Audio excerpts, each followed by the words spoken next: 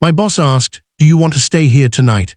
A single dad's joke changed everything. The question didn't sound dangerous at first. It didn't sound like something that could change a life. It came casually, almost like a passing thought, spoken in a quiet office after everyone else had gone home. But when my boss looked at me and asked if I wanted to stay there that night, something inside me shifted, because I wasn't just hearing an offer. I was hearing everything I had been silently struggling with for months. If you believe in kindness, second chances, and the unexpected ways life can change, take a moment to like, comment, share, and subscribe to Love Beyond the Porch. Your support keeps stories like this alive. I was a single dad trying to survive, not live. Every morning started before sunrise, packing my daughter's lunch while she slept on the couch in our tiny apartment because her bed had broken weeks ago. Every night ended with exhaustion pressing down on my chest like a weight I couldn't lift. Bills piled up faster than my paycheck could handle, and the silence of being alone in responsibility was louder than any noise I had ever known. Work was my only stability, but even that felt fragile.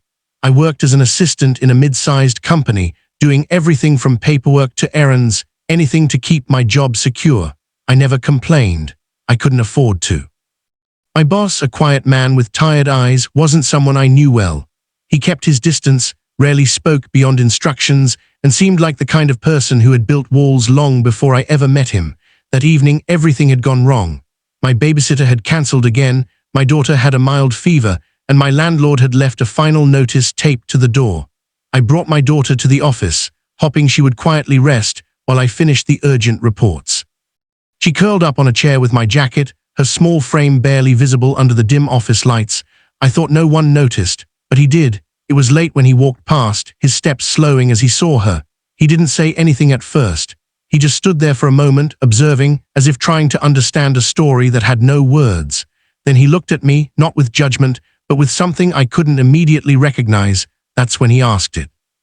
"Do you want to stay here tonight?"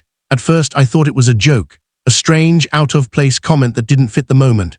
I gave a tired half-smile, brushing it off, but he didn't smile back. There was no humor in his eyes, just sincerity. I hesitated, unsure how to respond. Pride is a powerful thing, especially when you've been holding everything together by yourself for so long. Accepting help feels like admitting failure, and I had spent months convincing myself I wasn't failing. But then I looked at my daughter. Her face was pale, her breathing soft, her tiny hand gripping the edge of my jacket as if it was the only thing grounding her. And in that moment, my pride didn't matter. Only she did, so I said yes. What followed wasn't what I expected.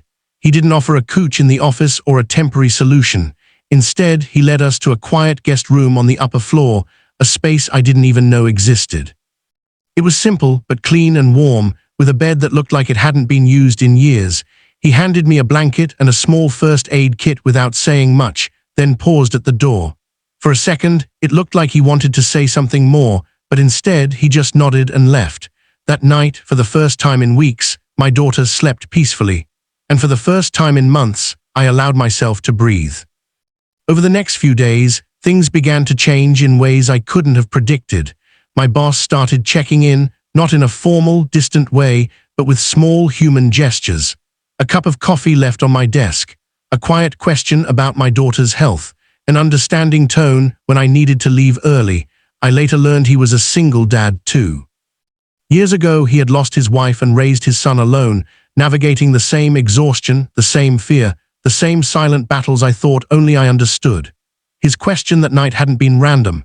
It had come from a place of recognition. He saw himself in me, and that changed everything. One evening, as we sat in the office after hours again, he shared something that stayed with me.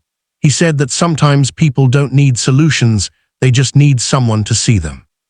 To truly see them without judgment, without expectations. That's what he had done for me. Slowly my life began to stabilize. He helped me find a better apartment through a contact. My work hours became more flexible. My daughter started smiling more, laughing louder, and the heaviness that once filled our days began to lift. But more than anything, he gave me something I didn't even realize I had lost. Hope that things could get better. Hope that I wasn't alone. Hope that kindness still existed in a world that often felt too harsh.